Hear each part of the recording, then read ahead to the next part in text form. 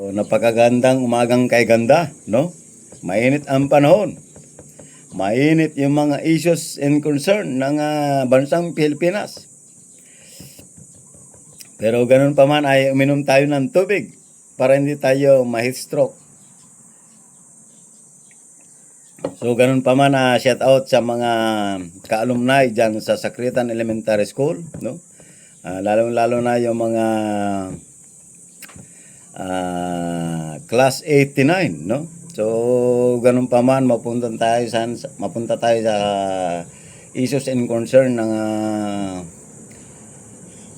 mga Pilipino. So ano na ang nangyari sa presyo ng petrolyo, no? So may pag-asa pa ba si Manong Juan na may balik sa dati upang sa ganun ay ang buhay ng Pilipino ay sumaya naman sa panahon ninyo? Kasi puro lungkot na lang nararamdaman ng karamihan ng Pilipino sa inyo, no? Kasi masasabi natin nalulungkot kasi ang sabi nga ng iba riyan di bali wala nang